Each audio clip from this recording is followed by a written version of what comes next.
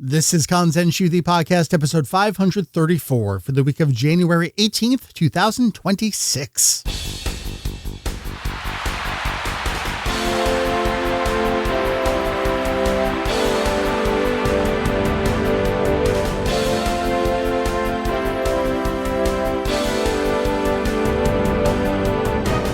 Well, hello, everyone, and welcome back to Kanzenshuu, the podcast. Indeed, an extension of the all-encompassing original Dragon Ball website.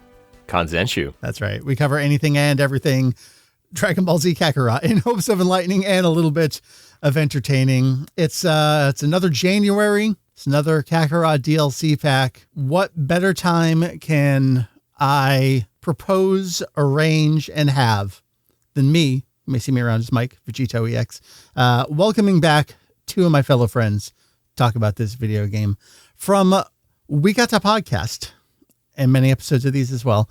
Let's start my upper left. It's Ken. Hello. Hey, Mike. How are you doing? I'm good. We just talked how many hours ago? Yeah. It's good to have you. Appreciated as always. And then to your right on my screen, it's Randy. Hello, sir. Hello, Mike. Great to be here. Thank you. Randy, I don't think I've told you this recently. The beard looks incredible. Well, thank you. You know what happened is I started blow drying it. So now it doesn't just dry anywhere that it's going. It goes in a very specific direction. Okay, so tell me about the coloring too, because we got some like burnt orange going into like the darker there. It looks, you're going to go eat a bunch of pancakes and chop down some trees, it looks like.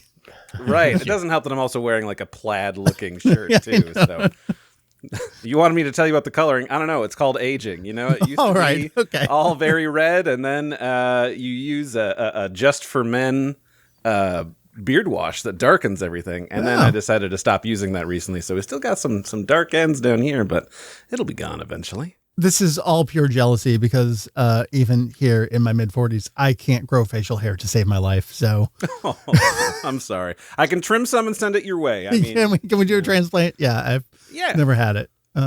Wonderful. Anyway, here we are talking about Kakarot yet again. That's going to be what we're doing this episode. So without wasting any more time, without any further ado, let's get on into it. For those of you just tuning in, this is the video game Dragon Ball Z Kakarot, originally released in January 2020. Dragon Ball games are not on life support. They are living their best boomer life, I guess is the way to phrase it. Xenoverse 2 in particular, continuing to get extended support. Dragon Ball FighterZ resurrecting itself from the dead.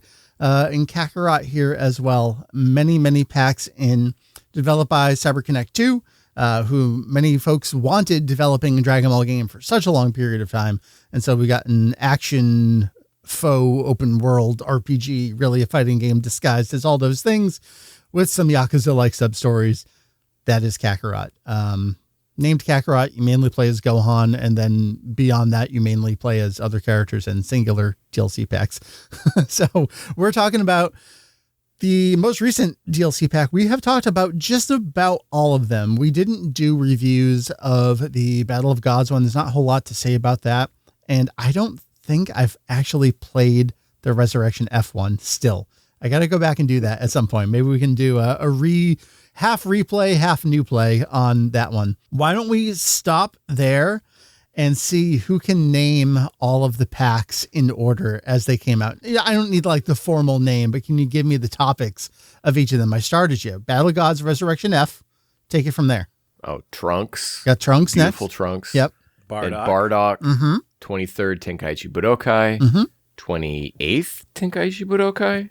Yeah. And then the 2 Daima packs. That sounds right. I think that's it. You don't have the answers in front of you to judge if it's right or not? I do. I just don't feel like flipping back over to the browser. That's fair. That is correct. So we have this expanded Dragon Ball, expanded canonical asterisk take there, because we go before Raditz, we go post Boo.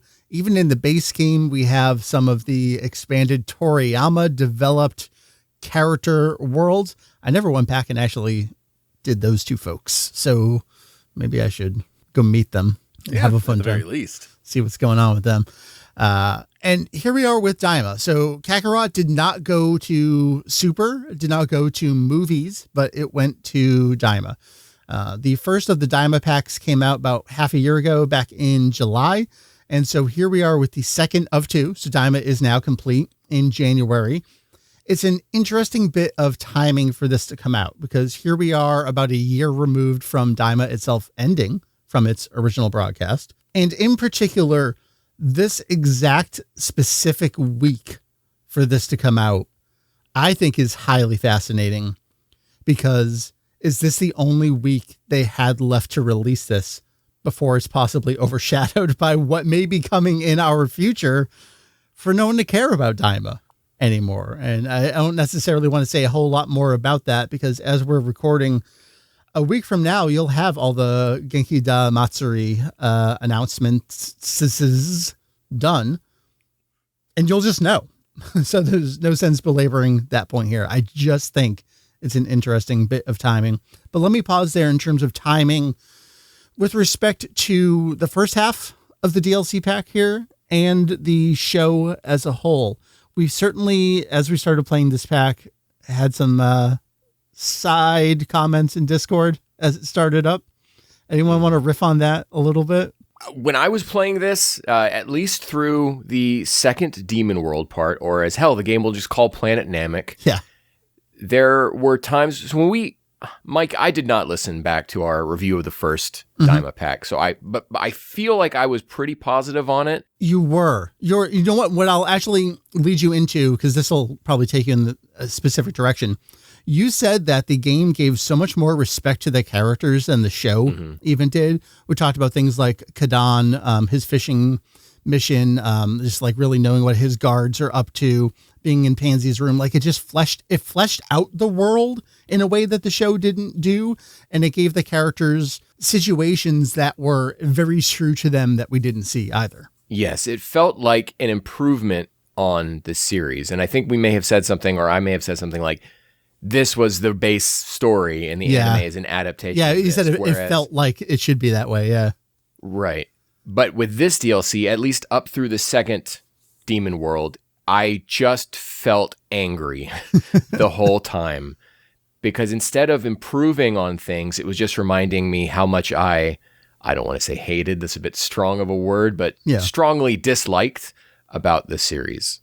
Yeah. I don't think I had a lot of side things in there that we were talking about because I kind of started playing this a bit later than everybody else, just schedules and things. But I mean, I much agree with Ken. This kind of feels like it was more slavish to the anime and didn't care to expound on a lot of things, which was a bummer. I wanted it to have a lot more to it, to make it better than what it was. And it's even to the point where they are trying to follow directly comedic beats from the anime, and I think kind of tripping all over themselves and trying to do so might have been a better idea just to come up with something original. So then why don't we pause the pause and talk about, because Randy, you talked about scheduling and time putting into this. It is just a half of a pack. The full pack together is the entirety of Daima. So it's just half the story. It's more than half the story because it's roughly episodes 9 to the end, because the first one was roughly episodes 1 to 8, but really a little bit more than that. How much time did everyone put into it, and what all did you do in it, I guess is the first set of questions here. I had put in, I'm going to guess, probably close to 5-ish hours, and I have not completed all of the sub-stories. Okay. But I was running around and doing all of the raids and things like that. You know, we had played Mario Kart last night and had finished that up. I played a little bit more, and then I had to go pick up my husband from somewhere, came back home, and I'm like, all right, well, I'm just going to sit down and I'm going to play this till I beat it. And then it was 2 a.m. and I finished credits. I was like, this is a bit longer than I was expecting, but it was something. I'm about 7 hours or so. I have completed the whole of the base game. I did the ending fights against Goma twice because there was some stuff I wanted to catch in the credits afterward to go back through. And then I did all of the sub-stories. I thought about doing the tougher training and just to get the extra bits of lore in the Dragon Ball Z encyclopedia or whatever they call it. Yeah. And I just could not be asked to do so. And I turned the game off and ejected the disc from my PlayStation. Just to be clear, it's the Mackay Encyclopedia, I believe. Yes. Oh. Ken, I'm basically exactly where you are on that. Roughly 7 hours, the base story, so just through the end. The post-game content, there are 7 sub-stories. One of the things I want to talk about is what were they? You helped a guy fix a tank. You got a book in the post-game. Some potato chips. No, potato chips. Potato chips are fine. I couldn't be asked to tell you what all 7 of these were. And that's what there is. Oh, I guess one of them is a re-challenge, which we'll talk about. But unfortunately, that's what this second part was, where it was the story. And then a weird conceit to keep everyone as children and run around and do a couple more fetch quests. And that's it. No real further exploration. And I mean that in terms of the world, but in terms of like the world broadly, as in literarily the world. There's no exploration being done here with anyone or anything. It was just kind of, yep, that was that part of Daima also missing some stuff. No giant world. We didn't get the hamsters. We were probably expecting that. But more notably, what we talked about last time with the first half and speculating onto this half was going to be, okay, this part of the series is really just a bunch of people spouting lore at each other and fighting. We didn't get a coup fight, a do fight that we actually could do ourselves or watch ourselves. We got the tease of Goku versus Do there that is just immediately interrupted in a cutscene, and like a full animated cutscene. Feels like that could have been a thing. Yeah. When the game opens up and I realized we weren't getting to play as Ku, yeah, I said, okay, I guess it's just Goku and Vegeta. But I was borderline offended that we didn't get to do the Do fight. That one's rough. I also dislike that just no Piccolo as a support character in our party. Mm-hmm. That seems like a little strange.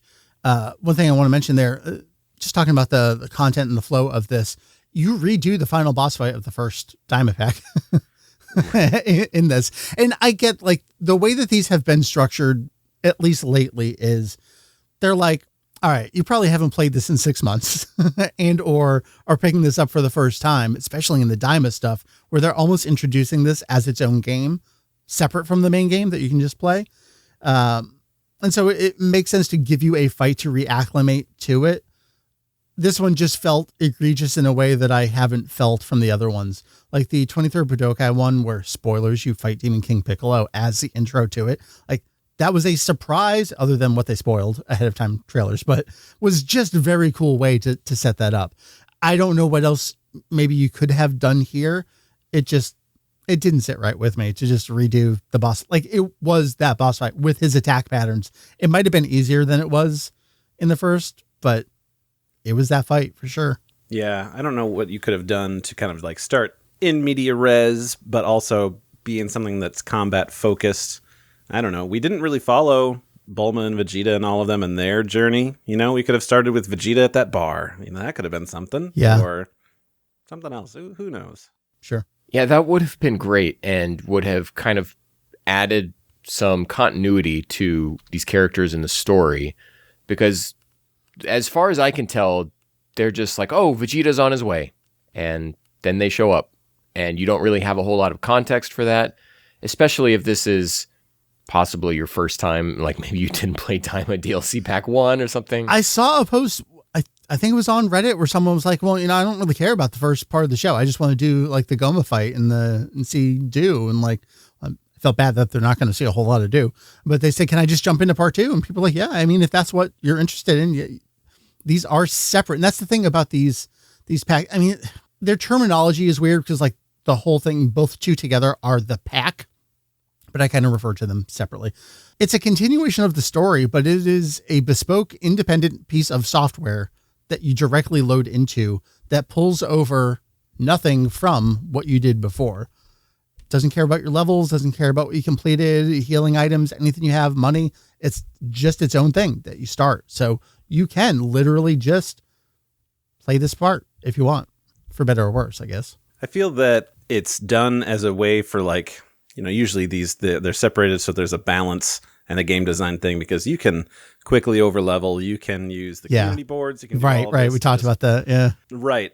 But it is feel like as a detriment to split Daima into two separate things. I do really wish we could have just done one complete thing or had them continue. I don't know. Maybe it would have been better to be like, here's pack 1 and it's the story, and then here's pack 2, sub-stories and like extra stuff so you can come back to the world, and like now you can go in between everything and see what it's all like. But yeah, I don't know. I just dislike that it was cut in half this way.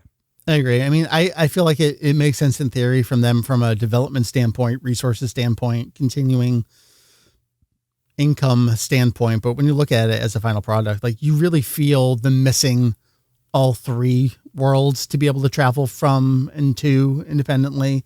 That continuation of your character and the levels and everything. It just feels like it could and should have been one full product there.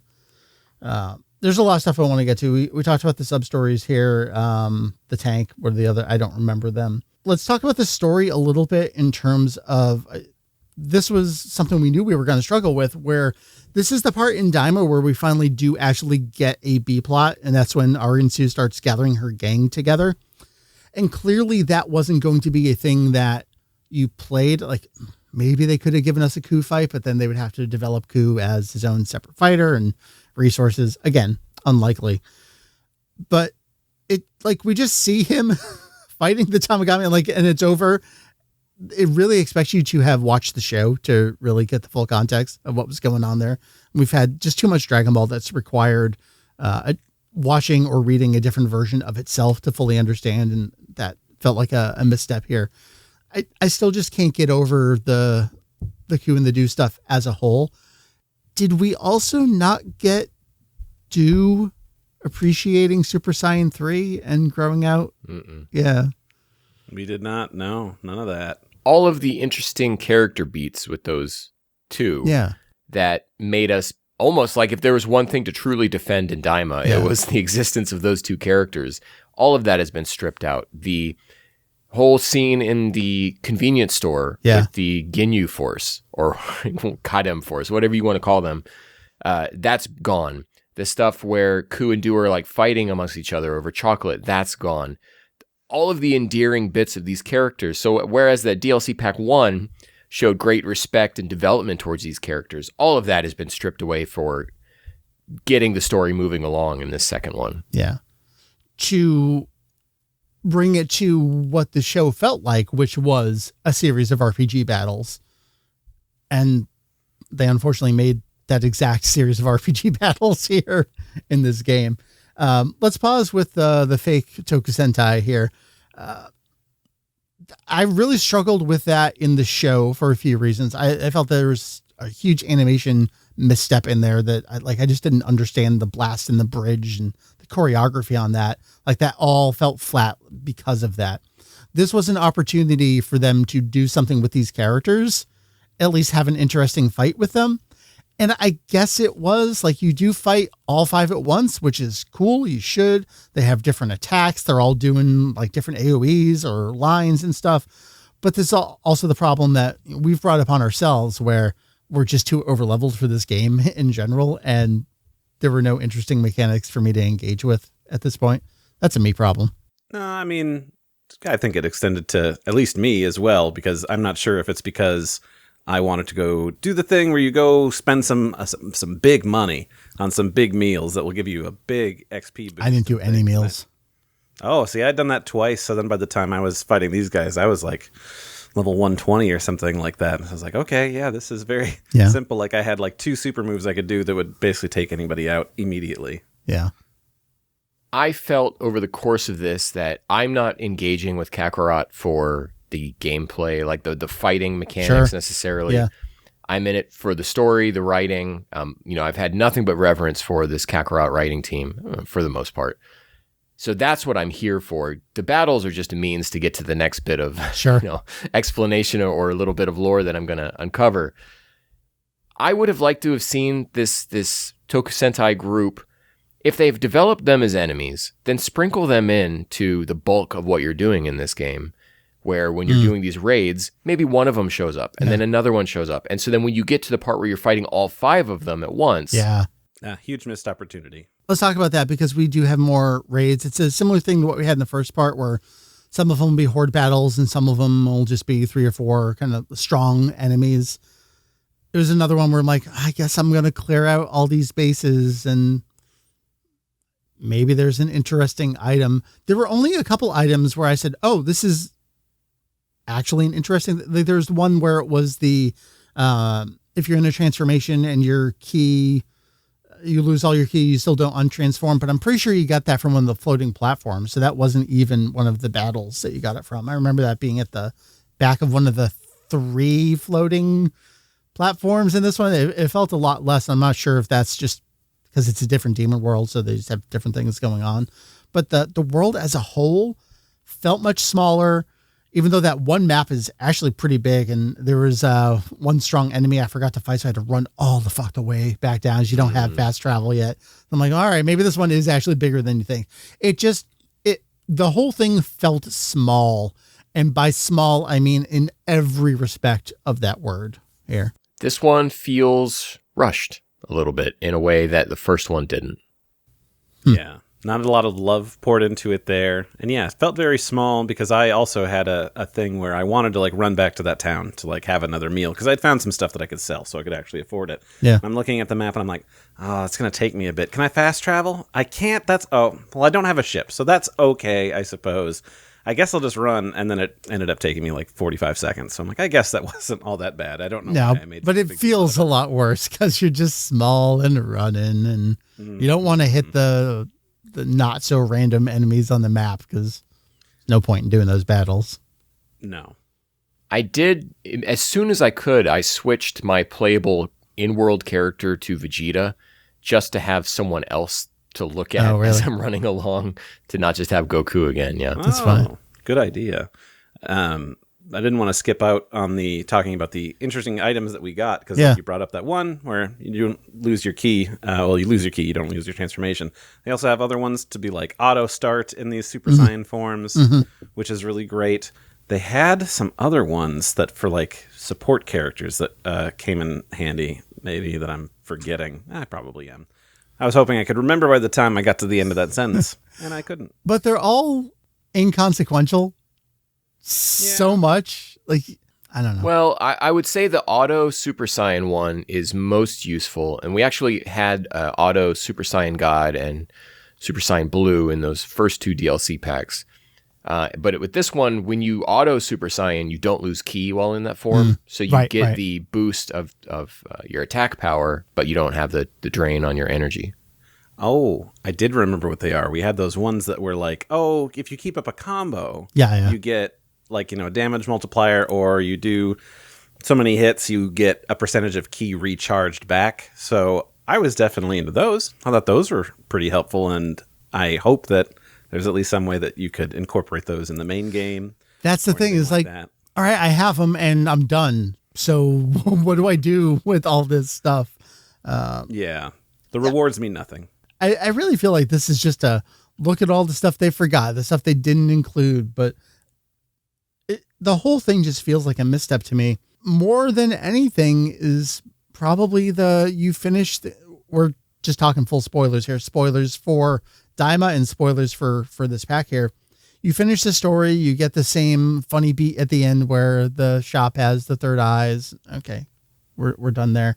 And then there's the conceit of, oh, here's this mini bug so you can go back to being a kid because Goku's like, oh, I just got used to it and I like using Yoibo. All right, I'm going to keep doing this.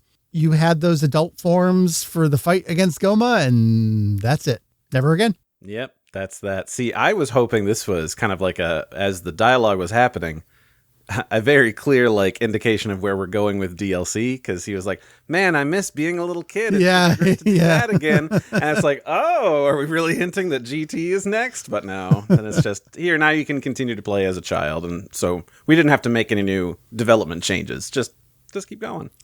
I guess because they would have to record different characters for every scenario after that point. Yeah, they'd have to do a lot more work versus this. Yeah. Here's a cutscene that explains why you're still just a child. Yeah. And the thing is, like, everyone turns back into a kid. It's not just Goku. So he had to convince everyone else to do this too. And they're all like, sure, why not? You're keeping us here when I could go home, have some ice cream, or take a bath with my wife. Here I am. Even though Goku just said to Ku, no, I just want to go home. Right. Yeah, there's that whole thing. And also that the military police still have raid fights that you can go do. It's like, man, Ku has really dropped the ball. He's not keeping these people in line. I'm not an enemy. Well, it's like after the Civil War, not everyone knew that the slaves were freed right away. Sure. Okay. Right, true. Hold on. I want to pull up the one screenshot because Goku is an ally to us in these dark times. English dub script aside, but Goku coming up to the military police. These guys haven't done anything, so why are you dragging them off? That's pretty awful. Yep. Goku on the right side of history, just saying. Yeah. Always side with Goku. I guess let's get into that a little bit. And we've been talking about this since the start of this game. It feels worse and worse somehow as time goes on, especially when we get to things like this that are so directly adapting something that we just watched and we know to a fault so intimately all the dialogue from this show. I do have a screenshot here that kind of references that of, well, did they add this on or have I forgotten? Yeah. It is post Tamagami 2, where Vegeta has gotten the Dragon Ball after answering the question that snakes don't eat cookies. Yeah. That I have here. It says, well, Planet Vegeta had snakes too, and they didn't eat cookies because we were like, but you haven't been on Earth that long. How do you know about what snakes do and do not eat? That would have to mean that, like, where you lived has done the same thing. I think that was from the show, wasn't it? Yeah. Randy, I think we even talked about this. Yeah. Oh, man. Yeah, he mentions that. Podcast. Yeah. Dang. Okay. Forget it. For me, the worst examples were the girl saying the bro line. It's just too much. And then Do says final answer. Like, for those, perhaps, I mean, this show went huge internationally, but that is the thing you say after you give your final answer on Who Wants to Be a Millionaire. That stuff's not in the dialogue. And we were kind of previewing this conversation a little bit last night during Mario Kart. It's really tough, especially right now in the situation we find ourselves in, particularly with the bad AI localization going on, but also that leading to this groundswell of fans who themselves don't understand translation localization, who want give me the literal kanji definition. We are neither ends of the spectrum. We are on, this is not a centrism thing. This is how we understand what all this is and how it is. Kanzenshuu has professional translation. Like, I assure you, we know what we want and we're doing it for the right reasons here. Dragon Ball can't fucking escape the over punching up script writing.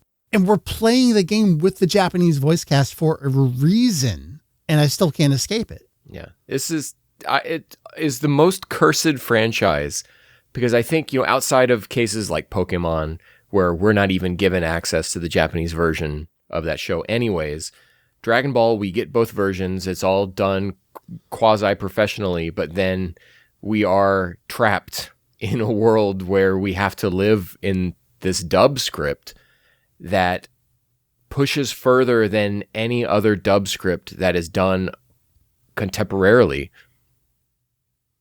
And it's just because it's like, that's the way it's always been. So let's just continue to do it like it's a parody of itself. Yeah. Yeah. Just continuing the nostalgia of a dub from 30 years ago that, like, we did Kai and that was, definitely steps in the right direction.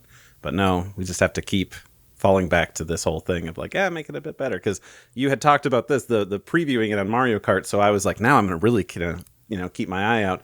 The bro, are you for real ones? I'm like, I got to that. I'm like, let me listen real close. Oh, all she says is, Boshi. Yeah. He's asking, I want your hat, which is just my hat. And it's like, yeah, I mean, you could punch that up to say literally anything like, oh, is that what you want or whatever? But no, it's just, bro, are you for real? When all we said was my hat. That's the thing, is that any of these in isolation, you can use that excuse of, I mean, she just says the word hat. And that's the thing with Japanese, where there's so much repetition in Japanese. Yeah. So to make it natural sounding in English, you have to write around it a little bit. That's just that is the real part of massaging a translation, particularly for an English dub script, which I'm not listening to here anyway. So like that's almost a separate conversation there too. But it's every fucking line of dialogue in the game is that way. I can't do it anymore, y'all. Wasn't there a more recent, like a dragon game that had separate subtitles depending on which language you were playing? Yes. All of the games that contain dubs do have separate subtitles based on what language you're listening to. Yeah, so it's subtitles and dub titles. Yeah. It's doable. You guys can do it. I don't know why you don't, because you have translations for each of those lines already. You know, the most literal ones that you would then hand off to anybody who's going to be localizing. So why not just include that? I don't know. Because I think there are maybe 30 people in the world who are complaining about this. And I think it's a very select group. 1/10 of them is in this call right now. Right. Yeah. And when CyberConnect is putting this game together, they are not planning for that kind of thing because they're probably just thinking Japanese first anyways. Right. Yeah. We put the Japanese voices in. What else do you want? But it's not just this game either, because I think back to, there were so many arguments about what the characters were saying in Fighters, both in the story mode and in like the win screens. Look, I'm not into the strength discussions, but there was a big thing about the Gojitas and the Vegetos. And it's like, that line doesn't exist in Japanese, whatever they're saying there. But then there was I remember the Cell dialogue where he's like screaming single words, all caps, separated by periods. Like that's just, I feel like if they want to do this kind of stuff, great, keep it to the dub. Like in a dub environment, Goku saying, and now to go further beyond when he goes Super Saiyan 4, I think is a nice callback to that version. Totally okay with it. But that's not what he's saying in Japanese. Yeah. And that's not what I'm listening to in Japanese. Right. I feel like that just brings it all the way down. But that's kind of how I felt about this pack, where this was an encapsulation of all the bad things about Kakarot and all the bad things about the localization process for this game that unfortunately all came to a head together, which is such a shame because we think back to that Trunks DLC is so good. Even the base game, I really do love the base game of Kakarot. I think I like Bardock more. We got to get to a ranking at the end now that we've played, let's say, all of the DLC packs. But there's a lot to really love about Kakarot. And Ken, you talk about the script and the story writing in this game. And a lot of it's obfuscated by the bullshit going on here, but like it still shines through at certain points, especially if you're listening. I will say that none of us on this call speak Japanese, but all of us speak Japanese Dragon Ball. So like we're accomplished. We know Taos. Yeah. we're okay here. We're following along pretty okay with what's going on. So that stuff does shine through in spite of everything that's being done with it. And I do take a lot of enjoyment out of it, even in this pack. We didn't really talk about the Goma series of fights other than referencing that the show felt like a series of RPG fights. And then we got the series of RPG fights here. The third eye just constantly bringing him back was an RPG mechanic, and it's in full effect here. What didn't we cover about this, good or bad or neutral, that you feel is kind of important to really get an understanding about what this one is? I have some weird experience issues, but Ken, if you've got something that is exciting, I'd love to hear it. We do get some tiny bits of extra lore here, some that are more complicated than others, such as Neva making it seem like he's seen Benta Namek before. Yeah. Also the fact that this place is called Namek. Right. Which, let's load that up in Japanese. Let me see what that says. If it says Namek, Namakuse, then we have another problem. We get the revive bugs as an item, like we were saying, predicting. And then the added bit of lore here with Magellite, they explain the first Demon World doesn't have any Magellite, and so they have this like revolving sun. It's like stuff that you can see, but they go a step further here to I took screenshots of that for JP. Very Caramel Mama, I love that kind of added bit of explanation where there's something that happens and Caramel Mama says, I can put that into a little bit of story chunk here for you to understand. Yeah. The bombs that Kadan's army threw, those have Magellite shards in them. Mm-hmm. I don't believe that was covered in the show. No. So little tiny things like that. That's what I come to Kakarot for. Like, yeah. Just build out this world and it's everything that goes on. Yeah, big time. The things that I wanted to talk about, which was, as this DLC came out, some people were talking about some things. I know that in the Discord, Nerdy Norwegian was playing this on PC for the first time using this Daima DLC, and he brought up like, oh, is anybody having any performance issues where the frame rate goes down? And it was, the explanation of, yeah, well, there's cutscenes that like that's locked to 30, so even no matter what you're doing, that's going to go. Yeah. But I did have one, which was one of the just going through doing the training thing to unlock a new move, where suddenly something happened. I think I used like that. Oh gosh, what is it called? It's equivalent of sparking mode in Sparking Zero. Oh yeah, I know what you mean. Overcharge your key. Yeah. Surge. Yes, Surge. Thank you.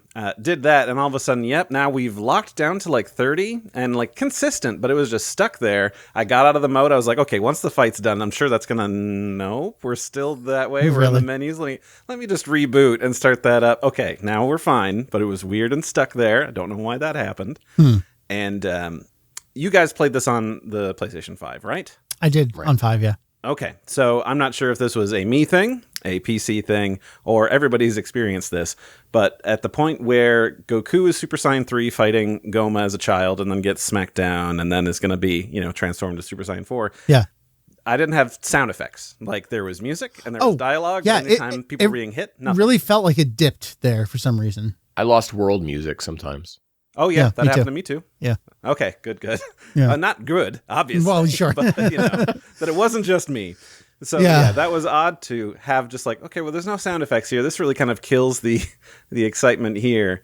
And the other one, which was music, they added some cool new things in here where you could like favorite different tracks and you could set like battle BGM and like regular exploring BGM to be like, you can select one, you can be like, just play my favorites or whatever. That was very cool. And then I was worried that going into the climax that this would have a weird, funky situation. So I set everything as what I could to normal. But I had in the cutscene, I was like, this is an interesting musical choice where it's Goku's final Kamehameha through Goma and everything. Yeah. And I'm like, why are we playing Solid State Scouter at this my point? God. Like the instrumental version of this. So I was wondering if anybody else caught that. If it's like, did we not make enough music for this? Could we not have scored a new track rather than taking DLC from 3 years ago and just repurposing a track? That's weird. I did not engage with the custom music stuff whatsoever. Not at all. Okay. In terms of frame rate stuff, I definitely noticed it. So I've got an LG TV, and in the game settings, the game visual settings for the TV, it does have like an extremely rough FPS marker on it. Yeah. And I was just at the area, I think one of the first, was it the Tamagami area? Cause it's just that one area where you can like run up and that's where he is. And I just felt like it was chunking there. So I pressed the settings button to bring that up on my TV and it said 60 and I started spinning the camera and it went bloop 48. And so like I could see and there's not much going on visually there. Like it's rocks, sky. And I definitely felt more performance drops in this than I've noticed previously. All right. So. Interesting. I don't think I ran into that one, but who knows? Maybe I just didn't see it because I was kind of in a rush in that beginning parts of like, oh, I only got like 20 minutes. Let me try to make some progress here and there before I could finally sit down and really play it. I'm really conflicted because it was a good adaptation of a single player experience for this part of the series. Like you as Goku and Vegeta got to do all the fights minus Do that you get to do in the show. And you got all of those main story bits from their perspective and you don't have to do the hamsters. I think the hamsters could have been cool. I think that could have been a good training ground, something, but it's missing the rest of the polish and charm that we've come to expect. And I think we're holding it to a really high standard, not just because it's a part of Kakarot, but also because the first half we genuinely thought was pretty good and not just a good adaptation of that part of the series, but on its own went above and beyond the call of what it needed to do for that part of it. And so it's disappointing here. I think especially to the post game here, where maybe they're between a rock and a hard place where they don't have approval to do a whole bunch of stuff for who knows what comes next. Not just the fact that you don't get to use the adult forms, but So Goku gets to challenge the Tamagami that he didn't get to fight. But that's it. You can go do the hard training modes to do harder versions of fights, but it would be really cool to have Goku and Vegeta just go up against the ones that they didn't get to fight. Of course, you can't do the other one because you can't travel to the third demon world for Vegeta to go back and fight that Tamagami here. So you're just missing out on those kinds of situations due to how this one was made. And yeah, just beyond the chips and the book, there's just nothing for you to really do other than power up your attacks to then, I mean, that's also just the RPG escalation system of like, I'm getting better gear to do this fight that I get better gear to do the same fight again, only 10 seconds faster than I did last week. So I don't know. We want to see numbers go up. Yeah. The end goal for all of that is just to unlock the extra bit of lore for Neva. And I think Techno Syndrome in Discord, the Kanzenshuu Discord, I believe that he has data mined the whole game. So maybe we'll just ask what's supposed to be there. Yeah, he had the first draft of his undubifying script mod ready to go before the DLC was actually playable. So props there. Super love to see that.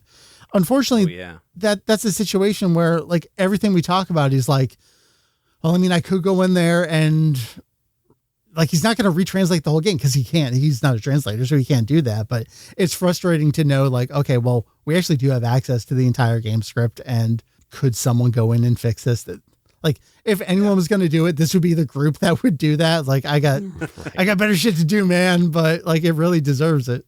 Yeah, very true. It's if I had more time, maybe, because we do have, besides Techno Syndrome doing that, we also have Naki, who does the Sparking Zero dub fix text translations.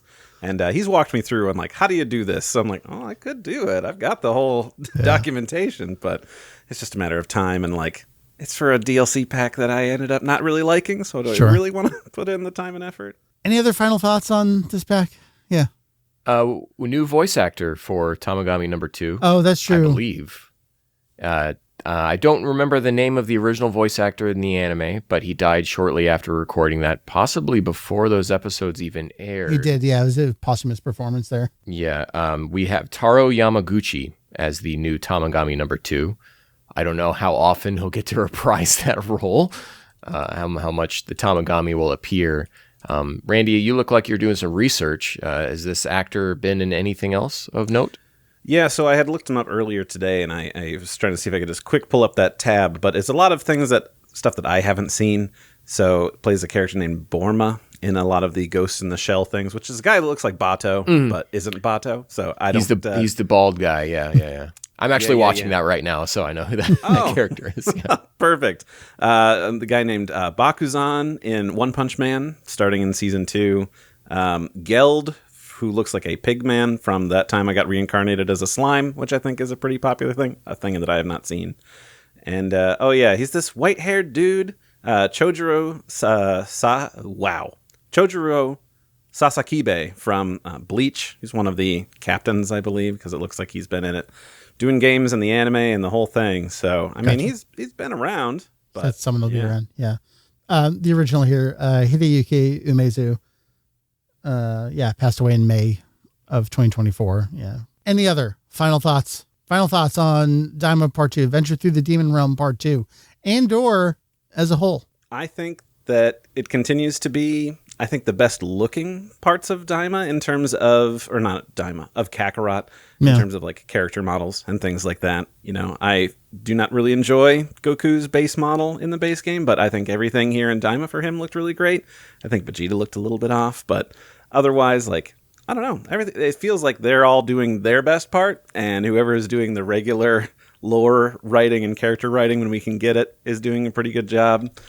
It's just a shame that everything else kind of like falls apart in terms of like, you know, game design and, you know, scenario and things like that. But I mean, yeah, I think it's looking pretty good. Yeah, I think Goma and the spectacle of the fights there, like, it's also just really colorful. I think it looks great. Super Saiyan 4 for this design looks great. Everyone's so flowery and sparkly. I just bought a new OLED TV, my first time having OLED, and I went to the Arting's website and I calibrated everything it's supposed to be there. Yeah. I felt like my eyes were bleeding this entire DLC. Oh, really? Like too colorful, like just overbearing saturation at all points. And again, it could be maybe my calibration's not right, but to me, it was a bit much. That looked pretty good. Yeah, I don't think I had too many issues. I know that I did not have auto HDR turned on for this, which is a Windows setting that they've had in the Xbox to take things that are SDR and we'll just punch it all up really bright. Won't that work out well for you? So I kept that off. But so my eyes weren't seared, thankfully. Randy, everything's in Xbox these days. Kakarot, Daima is in Xbox. I don't know about software being in Xbox. The Xenoverse platform is in Xbox. All right, then we got two last things to do with Kakarot here before we wrap up the episode. One is, let's talk about where we think Kakarot could go from here. We always say this. We thought, hey, movies could be a good option. GT could be a good option. Go back and do the first 100 odd chapters. That'd be nice to have that all done in here. With the way that these games are going, what do you think is or could be next for Kakarot, either as this game or as the next entry from CyberConnect 2? Super or GT? I mean, Super seems more likely. Yeah. There's a lot of rumors swirling around about things that may or may not come to pass. In fact, by time of Genki Matsuri, you'll know. Yeah. So who knows? But Super seems like the right call. I mean, this is Dragon Ball Z Kakarot, which is odd to throw Daima in here because when we had done Battle of Gods, Resurrection F, those are Z movies. They're Z movies. Right. So we can get away with that. But we could do Super, but it could be a whole new game. So that way it's Dragon Ball Super : Kakarot. We could do that. I don't think they would do that with GT. Yeah. And I also don't think they'd do that with Super either. Dragon Ball Super: Call Me Kakarot, like his Broly line. Wow. That could work. Because not confusing at all. That's the thing, is that what is the branding of this game? The branding is Kakarot, and it barely makes sense for this game. Never mind anything else you do with the franchise. Well, they need to announce Dragon Ball Z Kakarot 2, and since it's Kakarot 2, that would just be Goten. It's just a game about Goten, just, really zoom in on him, and I think that could be cool. Randy, Tooper was the Kakarot Tooper all along. That's true. It's been there, just hiding in the shadows. You could also do the movies. I mean, there's a lot of fun stuff you could do in those Z movies, so make that happen. Man, string those all together as one coherent narrative. Now we're fucking cooking, Randy. Do the what if timeline of what if, Gohan peed on Kuroden's head. Here's how things would have been different, and then Kula shows up and we got different Jinzo Ningen and everything. It'd be great. All right, let's rank them. We want to do this as a group. We'll see how lined up we all get. Okay, sure. Let's exclude Battle of Gods and Resurrection F. I think it's unfair to exclude Resurrection F, maybe, but also I haven't played it, so we gotta. And also, they still classify that one separately, the story versus whatever things that they were calling them. So we're looking at, again, in order, Trunks, Bardock, 23rd, 28th, Daima 1, Daima 2. I think we're all going with Trunks up top. Yes. Right. Then we fight from here on out. What arguments can I get for what comes next?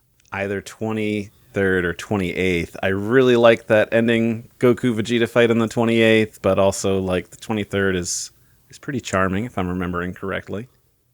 I think the 23rd, if just for the performances in that game alone, and I think I said this at the time, getting to hear that cast do that part of the series that they probably don't do very often, just felt like there was a lot of energy and passion in that performance. And what a strong start with the Piccolo Daimo fight.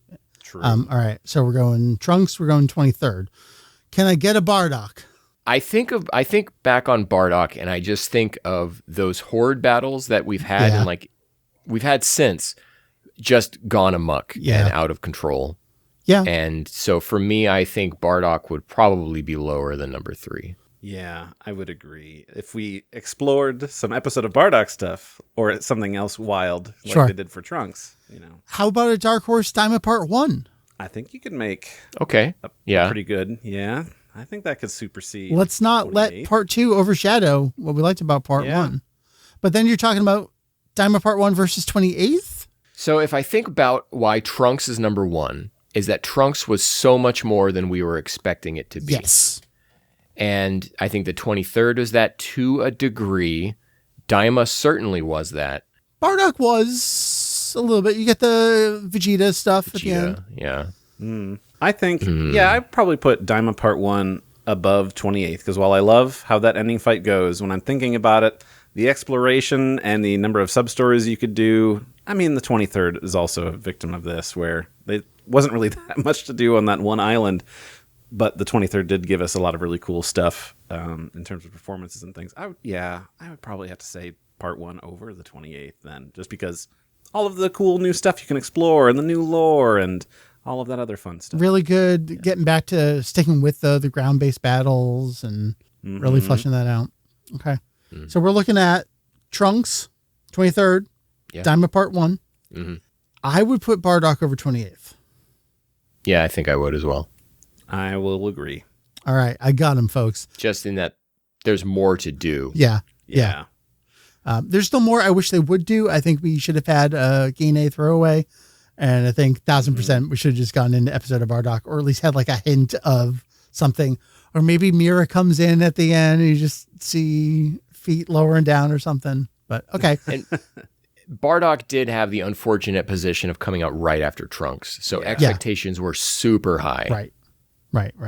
Okay. So we're going, it sounds like Trunks, 23rd Budokai, Daima Part 1, Bardock, 28th.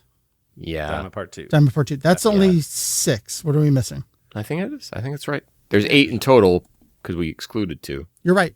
Okay. Now that Frieza DLC does have a great part where I think it's like Geese is trying to put together his own squad and it's got like Sarbon on it, or that one goes crazy. Okay. You know, I think while it's still installed, maybe I should go back and actually play that one. There you go. And you need to go back and do that sub story in the 23rd tournament part where it has like the setup for Dr. Guro. Yeah, I didn't quite finish all that stuff at the end of that one. Yeah. Which one of these does have Malone / Suika in it? Because I think that should also be pushing stuff up. He was in Bardock. Yeah. Okay. And he might have been in 28th. He was in at least one more after that. Yeah. Cool OC. All right. Can I ask this? Y'all are old, but you are younger than me. Why do people say OC and it's a drawing of like a regular character that's just from the show? I thought OC meant original character. Original content.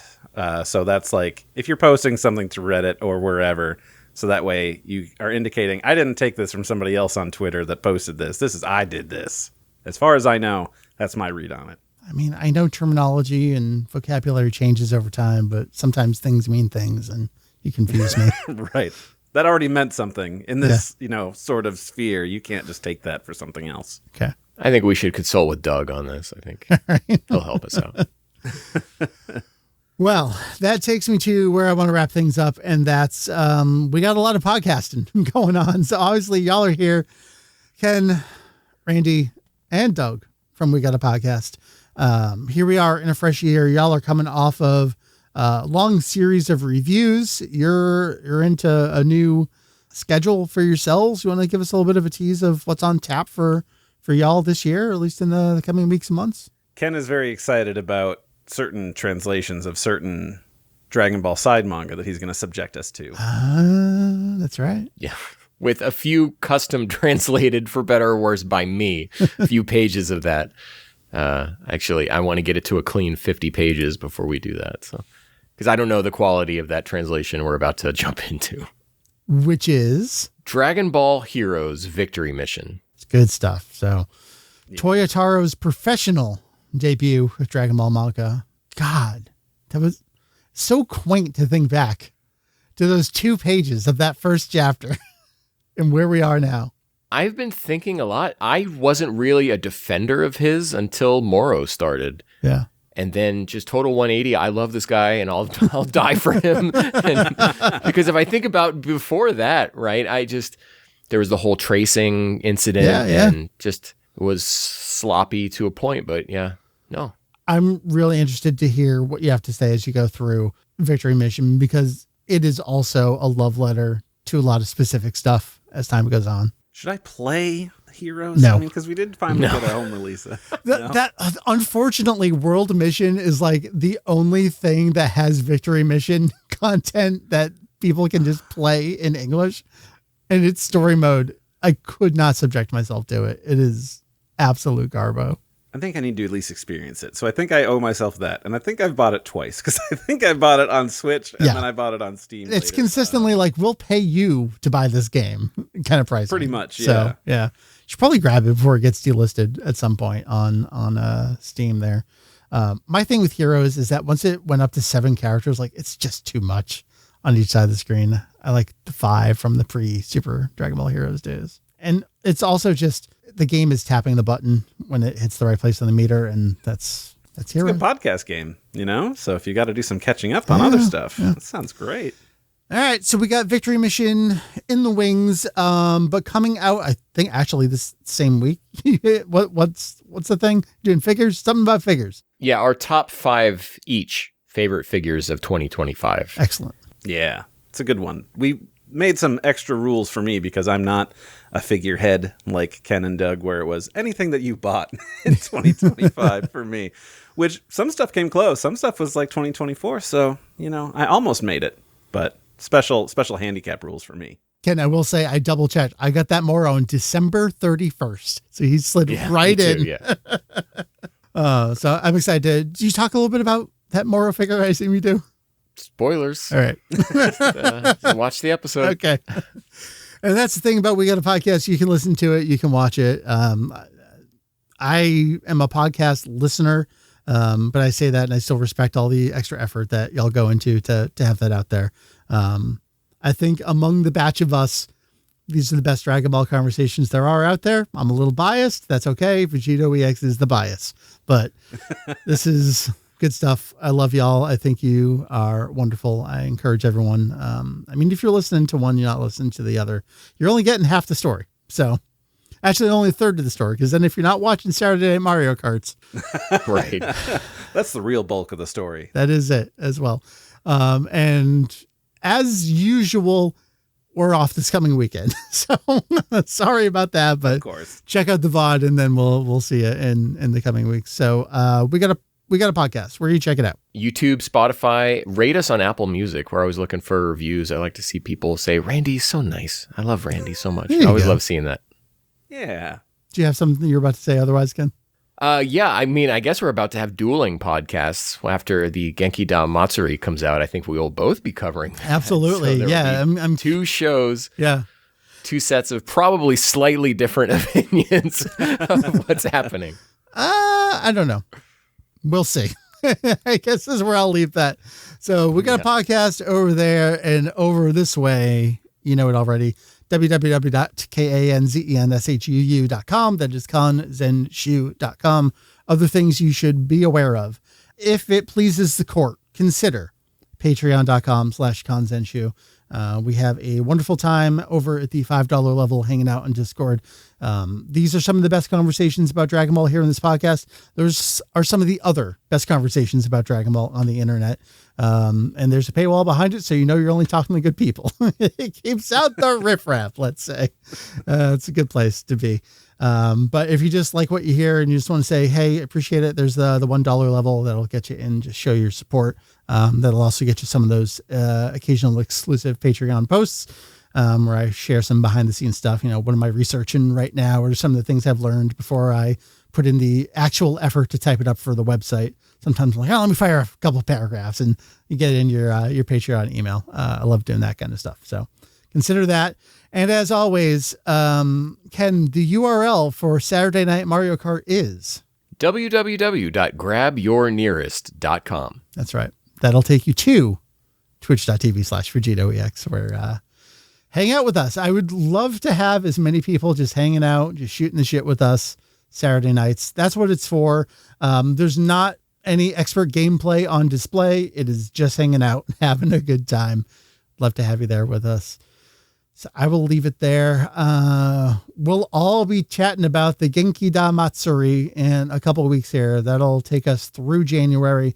In terms of this podcast here, I know I got a little bit off schedule with the every other week. So now we're competing during the same week. We're not competing. It's not a competition, Randy. No. Okay. I wasn't even being defensive, but now I am.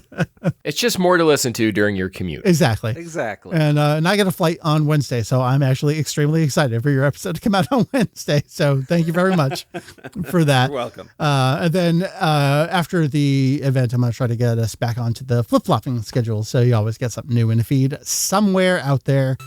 Thank you, everyone. As always, I remain Mike Vegito EX. Ken, where can the good people find you? The good and the bad can find me at detectivex.bsky.social. And Randy, sir. You can also find me over on that blue sky. It's Saberbreaker at WeGotAPodcast.com, because you can have your own, little, domain in there in the name. So yeah, I have you to thank for pushing me to do the at Kanzenshuu.com, because it was giving me trouble, and I said, no, Randy said I should do it, so I'll power through. Well, I'm glad that I could push you to do it. Otherwise, if you just search for Saberbreaker on Blue Sky, it'll show up. You don't need to add all that extra stuff, but that's how you know that it's me and not some copycat out there. Yeah, until we're actually decentralized on all of our installs, it's pretty easy to find, folks. So yeah, we'll see you there on the Biskies. Thank you, everyone. We'll see you next time here on this show. Take care. Bye-bye.